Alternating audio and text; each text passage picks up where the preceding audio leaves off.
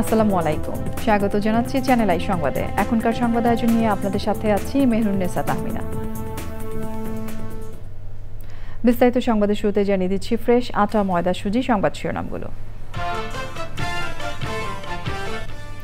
যারা ধমক দিয়ে বলেন নির্বাচন হবে না, তারা জনগণের চাওয়া ভেবেছেন কিনা বিএনপির প্রশ্ন। দু একটি দল পরিস্থিতি জটিল করতে চাচ্ছে অভিযোগ। আরপিও সংশোধনীতে সব আসনেই না ভোটের সুযোগ রাখা উচিত মনে করেন বিশেষজ্ঞরা। সশস্ত্র বাহিনীকে অন্তর্ভুক্ত করায় ভোটারদের আস্থা বাড়ার প্রত্যাশা। এবং সামাজিক ব্যবসা প্রসারে মালয়েশিয়ার বিশ্ববিদ্যালয়ের সম্মানসূচক ডক্টরেট ডিগ্রিতে ভূষিত প্রধান উপদেষ্টা।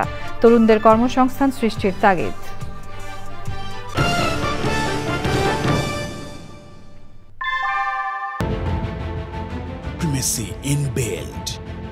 German technology, Bangladesh's first thermix rod, Salam Steel Thermax.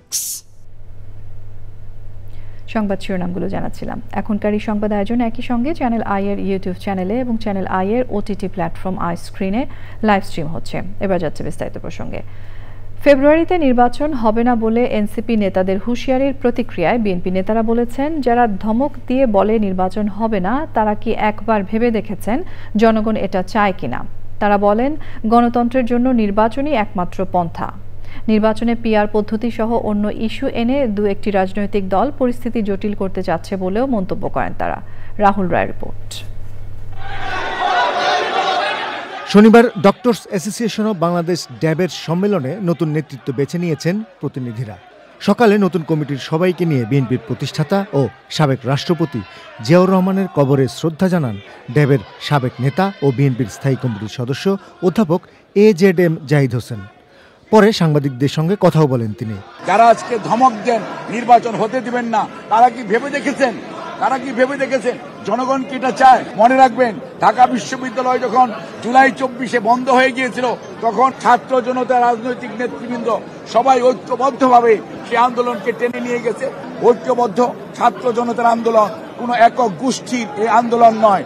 BNP চেয়ারপারসনের গুলশান কার্যালয়ের সংবাদ সম্মেলনে সাবেক প্রধানমন্ত্রী ও বিএনপি চেয়ারপারসন বেগম খালেদা জিয়ার জন্মবার্ষিকী উদযাপন উপলক্ষে শুক্রবার মসজিদ ও দলীয় কার্যালয়ে দোয়া মাহফিলের কর্মসূচি ঘোষণা করেছেন বিএনপির সিনিয়র যুগ্ম মহাসচিব রুহুল কবির রিজভী। কথা বলেন নির্বাচন সহ রাজনৈতিক ইস্যুতেও।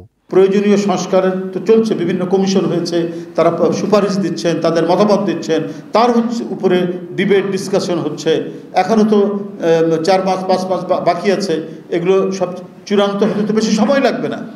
তো তারপরেও যখন একটা নতুন ইস্যু যোগ করা হয়, এই ইস্যুটা হচ্ছে নিশ্চয়ই জটিলতা তৈরি করার জন্য। বিএনপি নেতারা বলেছেন, সবারই উচিত ঐক্যবদ্ধভাবে গণতন্ত্রের পথ উন্মোচন করা। রাহুল রায়, চ্যানেল আই, ঢাকা। নির্বাচন বিশেষজ্ঞরা বলেছেন, কেবল একক প্রার্থী নয়, আরপিও সংশোধনীতে সব আসনেই না ভোটের সুযোগ রাখা উচিত।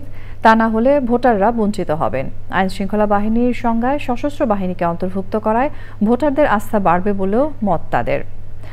আর নিজ প্রতীকে নির্বাচন করার বাধ্যবাধকতা রাখায় নাম সর্বস্ব দল আর বিজয়ী হতে পারবে না, এমনটা মনে করেন বিশ্লেষকরা। নাজিব বেগের রিপোর্ট। সোমবার আরপিও সংশোধন অধ্যাদেশ 2025-এর খসড়া চূড়ান্ত করেছে নির্বাচন কমিশন। খসড়ায় আইনশৃঙ্খলা বাহিনীর সংজ্ঞায় সশস্ত্র বাহিনী বিভাগকে অন্তর্ভুক্ত করা হয়েছে। কোনো একটি আসনে মাত্র একজন প্রার্থী থাকলে বিনা প্রতিদ্বন্দ্বিতায় নির্বাচিত না করে এতে না ভোট প্রদানের বিধান ফিরিয়ে আনা হয়েছে। কোনো একটা আসনে যদি 5 জন প্রার্থী থাকে, আমি একজন ভোটার, আমার যদি 5 জনকে পছন্দ না হয়, তখন আমি তো না ভোট খুঁজবো। এটা আমার অধিকার। কাজে আমার কাছে মনে হয় যে আমাকে সেই অধিকার থেকে বঞ্চিত করা হচ্ছে।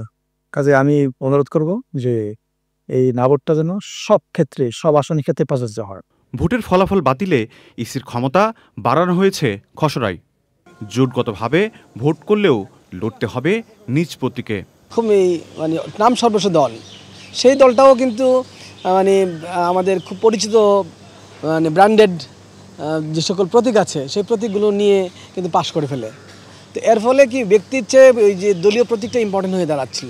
নির্বাচনের আগে জোট গঠন করা এবং নির্বাচনের আগে জোট গঠন করে প্রতীক ভাগিয়ে নেওয়া যে প্রবণতাটা, এটা কমবে। এটা একটা ভালো দিক, কিন্তু এটা নিয়ে আলাপ আলোচনা করা দরকার, দেখা দরকার যে আসলে কী লেভেলে এটার প্রবলেম ক্রিয়েট হবে।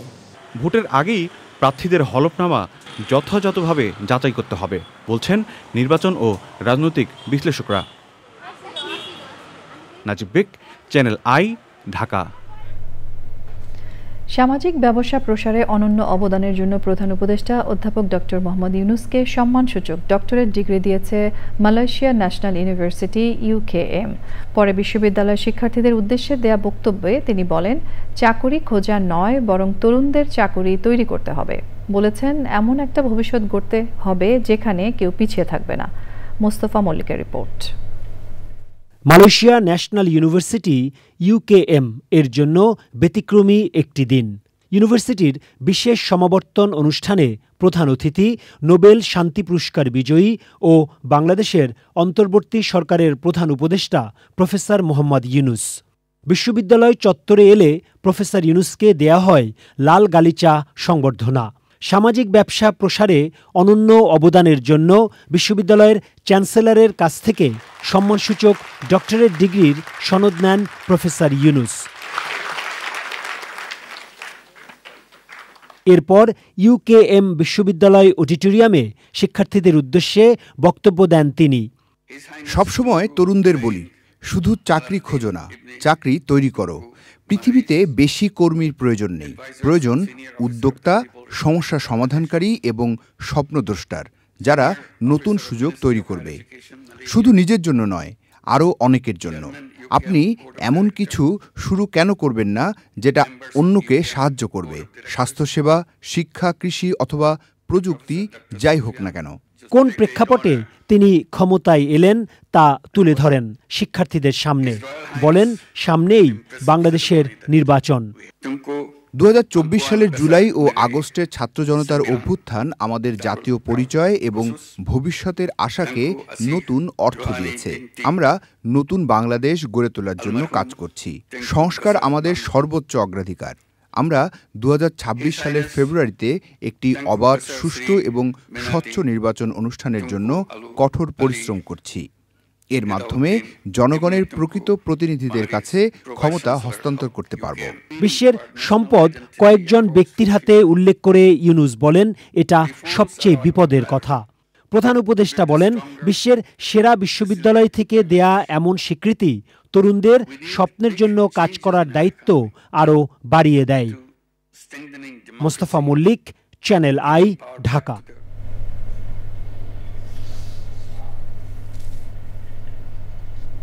বিশিষ্ট শিক্ষাবিদ অধ্যাপক যতীন সরকার মারা গেছেন। বুধবার বেলা 2:45টার দিকে ময়মনসিংহ মেডিকেল কলেজ হাসপাতালে শেষ নিঃশ্বাস ত্যাগ করেন তিনি। তার বয়স হয়েছিল 89 বছর। ভৌমি সারথীর রিপোর্ট। প্রগতিশীল আন্দোলন, বাম রাজনীতি ও মননশীল সাহিত্য চর্চায় সম্পৃক্ত হয়ে অনন্য সাধারণ জীবন পার করেছেন অধ্যাপক যতীন সরকার। 1936 সালের 18 আগস্ট নেত্রকোনার কেন্দুয়ায় জন্মগ্রহণ করেন এই শিক্ষাবিদ। সুদীর্ঘকাল শিক্ষকতার পাশাপাশি অর্ধশতাধিক গ্রন্থের লেখক ও সম্পাদকের দায়িত্ব পালন করেছেন।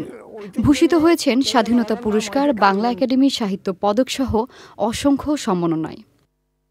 ছাত্রজীবনে লেখালেখি শুরু হলেও যতীন সরকারের প্রথম বই সাহিত্যের কাছে প্রত্যাশা প্রকাশিত হয় 1985 সালে 50 বছর বয়সে।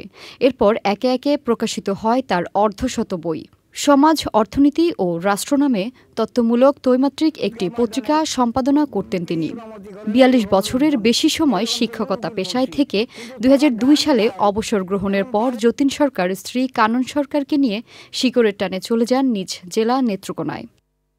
কিডনি সংক্রান্ত জটিলতাসহ বার্ধক্যজনিত নানা অসুস্থতা নিয়ে গত জুন মাসে ঢাকার একটি হাসপাতালে যতীন সরকারের অস্ত্রোপচার হয়। এরপর থেকে হাসপাতালে চিকিৎসাধীন ছিলেন তিনি। কিছুদিন আগে তাকে ময়মনসিংহ মেডিকেল কলেজ হাসপাতালে ভর্তি করা হয়। বুধবার বেলা 2:45টায় ময়মনসিংহ মেডিকেল কলেজ হাসপাতালেই শেষ নিঃশ্বাস ত্যাগ করেন এই পুরোধা। হাসপাতাল থেকে যতীন সরকারের মরদেহ জেলা উদীচী কার্যালয়ের সর্বসাধারণের শ্রদ্ধা নিবেদনের পর নেত্রকোনায় নিজ বাড়িতে নেওয়া হয়। 2 মেয়াদে বাংলাদেশ উদীচী শিল্পী গোষ্ঠীর কেন্দ্রীয় সংসদের সভাপতির দায়িত্ব পালন করেন। বাংলাদেশের মহান মুক্তিযুদ্ধেও ছিল তার অসামান্য ভূমিকা। ভূমি সারথী, চ্যানেল আই। সংবাদের এ পর্যায়ে আমরা নিচ্ছি একটা বিরতি, এবং বিরতির পর আরো যা থাকছে। গাজায় ইসরায়েলি হামলায় আরও 123 ফিলিস্তিনি নিহত। যুদ্ধ বন্ধ ও দুর্ভিক্ষ মোকাবেলায় জরুরি পদক্ষেপ নিতে পশ্চিমা বিভিন্ন দেশের তাগিদ। সফল হতে চাও তো রোদে বের হও। গ্লো থাকে একই প্রখর রোদেও। Glow and lovely serum cream এর মাল্টিভিটামিন সিরাম ত্বকের 3 স্তর গভীরে যায় আর দেয় 40% বেশি উজ্জ্বলতা। বেরিয়ে পড়ো। স্বাগত জানাচ্ছি আরও একবার চ্যানেল আই সংবাদে। আন্তর্জাতিক খ্যাতিসম্পন্ন চলচ্চিত্র ব্যক্তিত্ব তারেক মাসুদ ও ক্যামেরা ডিরেক্টর ও গণমাধ্যম ব্যক্তিত্ব মিশুক মুনিরের 15তম মৃত্যুবার্ষিকী আজ। চলচ্চিত্র কাগজের ফুল নির্মাণের জন্য শুটিংয়ের লোকেশন দেখে ফেরার পথে 2011 সালের এই দিনে মানিকগঞ্জের ঘিওরে মর্মান্তিক সড়ক দুর্ঘটনায় এই দুই গুণীজন সহ 5 জন প্রাণ হারান। তাদের অকাল প্রয়াণ বাংলাদেশের সাংস্কৃতিক এবং গণমাধ্যম অঙ্গনে এক অপূরণীয় ক্ষতি বলছেন সংশ্লিষ্টজনরা। মিথিলা নাজিনের রিপোর্ট।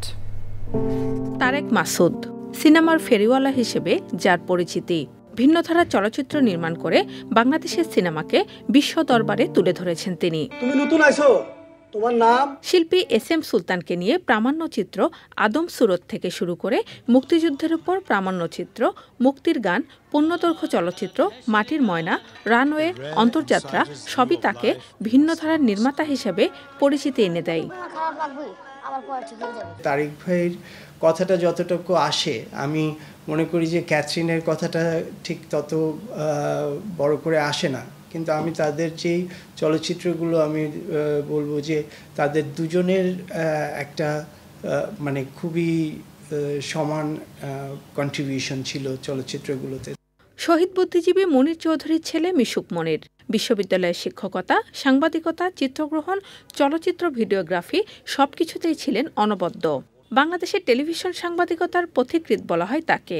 যারা এখন OTT প্ল্যাটফর্ম থেকে শুরু করে মেইন স্ট্রিম আমাদের সিনেমা হলগুলোর জন্য যারা সিনেমা বানাচ্ছে, তারাও কিন্তু এই মিশুক ভাই, তারেক ভাই, মোর্শেদ ভাই এদের ঘরানার কাজগুলো দেখে অনুপ্রাণিত হয়ে কিন্তু একটা ধারার জায়গায় এসেছে। চলচ্চিত্র পরিচালক তারেক মাসুদের রানওয়ে সিনেমার চিত্রগ্রাহক হিসেবে কাজ করেন মিশুক মনির। একসাথে কাজের অভিজ্ঞতাকে আরও এগিয়ে নেওয়ার স্বপ্ন দেখছিলেন তারা। 2011 সালের এই দিনে মানিকগঞ্জের ঘিওরে সেই দুর্ঘটনা থেকে বেঁচে ফিরেছেন সহযাত্রী শিল্পী ঢালি আল মামুন। স্মরণবাড়ি নিঃসন্দেহে আজকের দিন এটা তো একটা আমার জন্য ভারাক্রান্ত দিন। আমি মিস করি তাদেরকে, ট্রিমেন্ডাসলি মিস করি, এটা তো বলার অপেক্ষা রাখে না। তবে তার চেয়ে বেশি মিস করি বর্তমান সময়ে আমার মনে হয় এরকম মানুষ পাওয়াও খুব কঠিন আসলে, সব দিক থেকে, তাদের সেজন কর্ম এবং চিন্তার দিক থেকে, এবং commitment towards nation, towards community, এই জায়গাগুলো আমার কাছে খুব গুরুত্বপূর্ণ। সড়ক দুর্ঘটনায় অকালে চলে যাওয়া এই দুই গুণীজনকে শ্রদ্ধাভরে স্মরণ করছে channel I. Mithila Nazneen, channel I, Dhaka. July গণ অভ্যুত্থানের 1 বছরেও স্বজনের মরদেহ বুঝে পায়নি গণ অভ্যুত্থানের 114 শহীদের পরিবার। বেওয়ারিশ হিসেবে কবর দেয়া এই শহীদদের সঙ্গে পরিবারের সদস্যদের DNA মিললেও মরদেহ উত্তোলন করে শনাক্ত করা হয়নি। ফলে শহীদদের স্বীকৃতি, সম্মান কিংবা আর্থিক সহযোগিতা পাচ্ছে না পরিবারগুলো। আলাল হোসেনের ক্যামেরায় রিয়াজ ইসলামের রিপোর্ট। আমি শান্তি পাইতাম, মা তুমি যাও, আমি আর শুয়ে আছি। সন্তানের শেষ চিহ্ন খুঁজে পেতে অসুস্থতা নিয়েও প্রতি সপ্তাহে রায়েরবাজার কবরস্থানে আসেন জুলাই গণঅভ্যুত্থানের শহীদ সোহেল রানার মা। গত বছরের জুলাই আগস্টে রায়েরবাজার কবরস্থানের 4 নম্বর ব্লকে কবর দেওয়া হয় 114টি পরিচয় না পাওয়া মরদেহ। DNA পরীক্ষায় পরিবারগুলো শুধু জেনেছে এখানকার কোনো কবরের মাটিতেই শুয়ে আছেন তাদের প্রিয়জন, কিন্তু নির্দিষ্ট কোন কবরটি তাদের আপনজনের সেই সত্য এখনো অজানা। আমার কবরটা দেখা, আমি কবরটা দেখে শান্তি পাইনি, নাহলে এই পর্যন্ত আমি কোনো শান্তি পাইনি না। আমি কাজলা যাইয়া কালকে গেছি এই কদম তুলি হনে, সন্ধ্যা পরে যে ওরা যে বিশ্রী আমার বাইকে আছে। প্রথমে অনেক কিছু বলছে, অনেক কিছু হবে, অনেক তাদের যেইভাবে খুঁজে বের করবে, যেইভাবে তাদের পরিবারের কাছে লাশগুলো পৌঁছে দিবে। কিন্তু দেখা গেছে আস্তে আস্তে এটা এতটাই এমন হয়েছে আমরা কবরস্থানে গিয়ে কবরও চিনি না। কয়েকজন শহীদদের নাম সরকারি গেজেটে অন্তর্ভুক্ত হলেও বেশিরভাগ পরিবার এখনও কোনো স্বীকৃতি, সম্মান কিংবা আর্থিক সহায়তা পাননি। অফিস আদালতে গেলে এক একজন এক এক রকম মন্তব্য করে, এক একজন এক এক রকম পরামর্শ দেয়। সঠিক কেউ পরামর্শ বা আসে যে নিজে থেকে কিছু একটা করব, কেউ আসলে করে না। এই অন্তর্বর্তীকালীন সরকারের কাছে আমরা এত পরিমাণ দৌড়াইছি, এই আশ্বাসটা কবে শেষ হবে আমি অন্তর্বর্তীকালীন সরকারের প্রধান উপদেষ্টার কাছে জানতে চাই। বিগত 1 বছরে তারা আমাদের জন্য কি করেছে, আজও জানি না আমাদের ভাইদের কবর কোনটা। পরিচয় শনাক্ত করতে 114টি মরদেহ উত্তোলন নির্দেশ দিয়েছেন আদালত। বুধবার সেই কাজ শুরু হওয়ার কথা থাকলেও মরদেহ এখনও তোলা হয়নি। রিয়াজ ইসলাম, চ্যানেল আই, ঢাকা। জুলাই গণ অভ্যুত্থানে আশুলিয়ায় 6 আন্দোলনকারীর মরদেহ পোড়ানোর ঘটনায় মানবতাবিরোধী অপরাধের মামলায় 16 আসামির বিরুদ্ধে অভিযোগ গঠন হবে কিনা সে বিষয়ে 21শে আগস্ট আদেশ দেবেন আন্তর্জাতিক অপরাধ ট্রাইব্যুনাল 2। মামলায় 16 আসামির অব্যাহতি চেয়ে আসামি পক্ষের যুক্তি উপস্থাপন শেষে আদালত এই কথা জানান। এর আগে আসামিদের বিরুদ্ধে অভিযোগ গঠনের পক্ষে যুক্তি উপস্থাপন করে প্রসিকিউশন। আন্তর্জাতিক অপরাধ ট্রাইব্যুনাল 2 এর মামলার কার্যক্রম চলছে। এদিকে চাংখারপুলে আনাস ও ইয়াকুব সহ 6 জনকে হত্যার অভিযোগে করা মামলায় আজও সাক্ষ্য গ্রহণ হয়েছে ট্রাইব্যুনাল 1-এ। পুলিশের গুলিতে ইয়াকুব হত্যার ঘটনা বর্ণনা করে শেখ হাসিনা ও আব্দুল কাদেরের বিচার চেয়েছেন মা রহিমা আক্তার। সকালে 2 মামলার আসামিদের ট্রাইব্যুনালে হাজির করা হয়।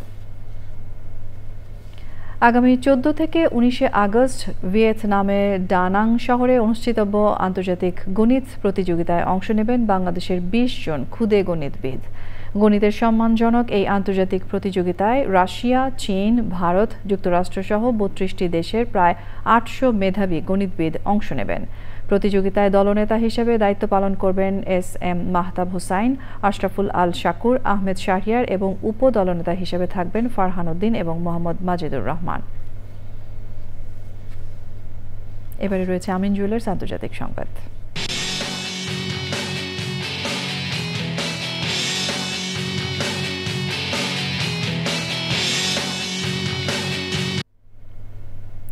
গাজায় ইসরায়েলি হামলায় আরও 123 ফিলিস্তিনি নিহত হয়েছেন। তাদের মধ্যে ত্রাণ সংগ্রহ করতে গিয়ে নিহত হয়েছেন 21 জন। গাজার স্বাস্থ্য মন্ত্রণালয় এই তথ্য জানিয়েছে। এছাড়া অনাহারে মারা গেছে 3 শিশুসহ 8 জন। ইসরায়েলি বাহিনীর হামলায় গাজায় সৃষ্ট ভোগান্তিকে অকল্পনীয় উল্লেখ করে নিন্দা জানিয়েছে ইউরোপীয় ইউনিয়ন, কানাডা, ফ্রান্স, যুক্তরাজ্য সহ 26টি দেশ।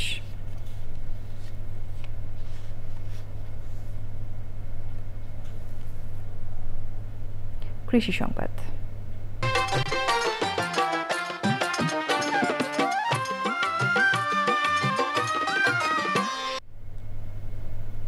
এবছর পাটের আবাদ করে চরম বিপাকে পড়েছেন কুড়িগ্রামের কৃষক। পর্যাপ্ত বৃষ্টির অভাবে পাট পচানোর জায়গা না থাকায় খেতেই নষ্ট হচ্ছে অনেকের পাট।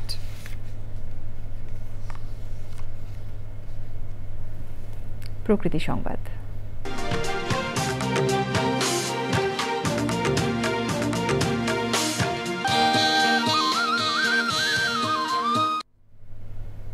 চট্টগ্রামের লালদিঘি ময়দানে চলা বৃক্ষমেলা আরও 1 সপ্তাহ বাড়ানো হয়েছে। ক্রেতা এবং স্টল মালিকদের অনুরোধে বৃক্ষমেলার সমাপনী অনুষ্ঠানে এই ঘোষণা দেওয়া হয়। চট্টগ্রাম উত্তর বন বিভাগের বিভাগীয় বন কর্মকর্তা SM কায়সারের সভাপতিত্বে অনুষ্ঠানে প্রধান অতিথি ছিলেন চট্টগ্রাম অঞ্চলের বন সংরক্ষক ডক্টর মোল্লা রেজাউল করিম। মেলায় গত 15 দিনে প্রায় 2 কোটি টাকার গাছের চারা বিক্রি হয়েছে। মেলায় অংশ নেওয়া স্টলগুলোর মধ্যে বিজয়ীদের পুরস্কার হিসেবে ক্রেস্ট ও সনদ প্রদান করা হয়।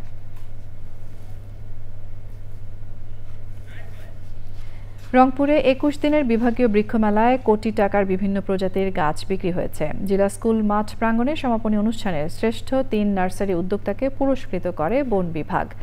বিভাগীয় বন কর্মকর্তা মোল্লা মোহাম্মদ মিজানুর রহমানের সভাপতিত্বে অনুষ্ঠানে প্রধান অতিথি ছিলেন জেলা প্রশাসক মোহাম্মদ রবিউল ফয়সাল। বিশেষ অতিথির বক্তৃতা করেন অতিরিক্ত জেলা প্রশাসক Ramiz Alam, Rangpur metropolitan police commissioner Abdur Rashid.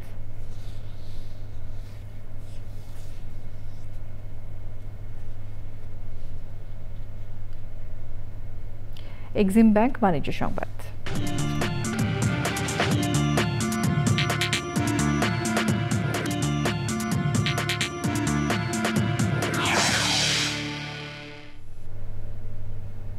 অনিয়ম দুর্নীতিতে আনসার ভিডিপি উন্নয়ন ব্যাংকের তারল্য ঘাটতি হয়েছে বলে জানিয়েছেন আনসার ও গ্রাম প্রতিরক্ষা বাহিনীর মহাপরিচালক ব্যাংকের chairman major general Abdul Motaleb Sajjad Mahmud.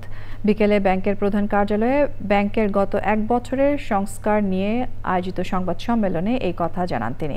Chairman বলেন, বিগত 10 থেকে 15 বছরে নানা অনিয়ম ও দুর্নীতির মাধ্যমে ব্যাংকটিকে ভঙ্গুর করে দেওয়া হয়েছিল। ভুয়া লোন ও নানা অব্যবস্থাপনার কারণে ব্যাংকের কার্যক্রম ভেঙে পড়েছিল বলেও জানান তিনি। দায়িত্ব নেয়ার 1 বছরে অচল অবস্থা কাটিয়ে আবারও আনসার ভিডিপি উন্নয়ন ব্যাংক সক্ষমতা অর্জন করেছে বলে দাবি করেন চেয়ারম্যান। সংবাদের এই পর্যায়ে আমরা নিচ্ছি আরও একটা বিরতি এবং বিরতির পর খেলার খবরে যা থাকছে। স্বাগত জানাচ্ছি আরও একবার চ্যানেল আই সংবাদে। যুক্তরাষ্ট্রের পররাষ্ট্র দপ্তরের মানবাধিকার বিষয়ক বার্ষিক প্রতিবেদনে বলা হয়েছে 2024 সালে গণ অভ্যুত্থানের পর বাংলাদেশে মানবাধিকার পরিস্থিতি স্থিতিশীল রয়েছে, যদিও কিছু কিছু বিষয় নিয়ে এখনও উদ্বেগ রয়ে গেছে। মঙ্গলবার মার্কিন পররাষ্ট্র দপ্তরের ওয়েবসাইটে এই বিষয়ে পূর্ণাঙ্গ প্রতিবেদন প্রকাশ করা হয়। রিপোর্টে আরও জানাচ্ছেন সুদীপ্তা মাহমুদ। মানবাধিকার বিষয়ে যুক্তরাষ্ট্রের পররাষ্ট্র দপ্তরের বার্ষিক প্রতিবেদনে বলা হয় 2024 সালের 5ই আগস্টের আগের সরকারের আমলে মানবাধিকার সংক্রান্ত যেসব বিষয় রয়েছে তার মধ্যে নির্বিচারে বা বেআইনি হত্যাকাণ্ড, গুম, নির্যাতন, অমানবিক আচরণ বা শাস্তি, নির্বিচারে গ্রেপ্তার ও আটক, দেশি বিদেশি সমালোচকদের সরকারিভাবে হয়রানি, মতপ্রকাশ ও গণমাধ্যমের স্বাধীনতার ওপর গুরুতর বিধিনিষেধ। আরও রয়েছে সাংবাদিকদের বিরুদ্ধে সহিংসতা, হুমকি, অযৌক্তিকভাবে গ্রেপ্তার, সংবাদের ওপর সেন্সরশিপ, শ্রমিক সংগঠনের ওপর বিধিনিষেধ, শ্রম অধিকার নিয়ে কাজ করা ব্যক্তি ও শ্রমিক ইউনিয়নের সদস্যদের বিরুদ্ধে সহিংসতা, শিশুশ্রম বিদ্যমান থাকা। মানবাধিকার লঙ্ঘনের ঘটনায় আগের সরকারের অনেক সদস্যকে বর্তমান অন্তর্বর্তী সরকারের আমলে গ্রেপ্তার করা হয়েছে। বিভিন্ন মানবাধিকার সংস্থা ও সংবাদ মাধ্যমের প্রতিবেদনে জুলাই ও আগস্টে নিষিদ্ধ ঘোষিত ছাত্র সংগঠন ছাত্রলীগের গুরুতর মানবাধিকার লঙ্ঘনের নানা ঘটনা নথিভুক্ত হয়েছে। এসব বিষয়ে জাতিসংঘের সঙ্গে একযোগে কাজ করছে অন্তর্বর্তী সরকার। অপরাধীদের জবাবদিহি নিশ্চিত করতে আন্তর্জাতিক অপরাধ ট্রাইব্যুনালে বিচার হচ্ছে। Sudipta Mahmud, channel I. বাংলাদেশের জলবায়ু কর্মী ফারজানা ফারুক ঝুমু জাতিসংঘ মহাসচিবের জলবায়ু পরিবর্তন বিষয়ক যুব উপদেষ্টা পরিষদের সদস্য মনোনীত হয়েছেন। আন্তর্জাতিক যুব দিবস উপলক্ষে 12ই আগস্ট জাতিসংঘের ওয়েবসাইটে সদস্যদের নাম ঘোষণা করা হয়। বিশ্বজুড়ে মনোনীত যুব ও জলবায়ু সংস্থার প্রতিনিধিদের মধ্য থেকে এই সদস্যদের নির্বাচিত করা হয়। জলবায়ু বিষয়ে বাস্তবসম্মত পরামর্শ দিতে মহাসচিব অ্যান্টোনিও গুতেরেস সদস্য সংখ্যা 7 থেকে বাড়িয়ে 14 করেছেন। ঝুমু কাঠ পেন্সিল উদ্যোগের সহ প্রতিষ্ঠাতা, যা শিশু অধিকার, লিঙ্গ সমতা ও জলবায়ু সংকট মোকাবেলায় কাজ করে। তিনি ফ্রাইডেস ফর ফিউচার আন্দোলনের MAPA সমন্বয়ক ছিলেন। বর্তমানে পিপলস ক্লাইমেট ডিপ্লোমেসি প্রোগ্রামের প্রোগ্রাম সমন্বয়কারী। এর আগে তিনি ইউনিসেফ বাংলাদেশের যুব দূত ছিলেন এবং 2021 সালে COP26 সম্মেলনে অংশ নেন। 33টি ওষুধের দাম কমিয়েছে সরকারি ওষুধ প্রস্তুতকারী প্রতিষ্ঠান এসেনশিয়াল ড্রাগস। আরও কিছু ওষুধের দাম কমবে জানিয়ে প্রতিষ্ঠানের ব্যবস্থাপনা পরিচালক জানিয়েছেন, সিন্ডিকেট ভেঙে কম টাকায় কাঁচামাল কিনতে পারায় ওষুধের দাম 10 থেকে 50% পর্যন্ত কমানো গেছে। পাশাপাশি অপ্রয়োজনীয় জনবল ছাঁটাই করে পরিচালন ব্যয় কমানোর প্রভাবও ওষুধের দাম কমানোয় ভূমিকা রেখেছে বলেছে এসেনশিয়াল ড্রাগস। এবারে রয়েছে খেলার খবর।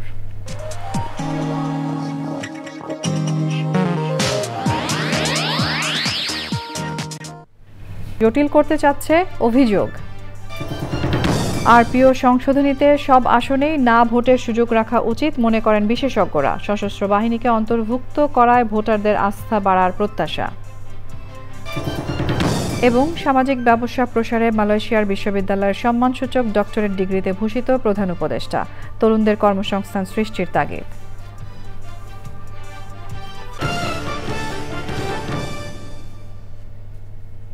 এরই সঙ্গে শেষ করছি আমাদের এখনকার সংবাদ আয়োজন। ধন্যবাদ এতক্ষণ সঙ্গে থাকার জন্য।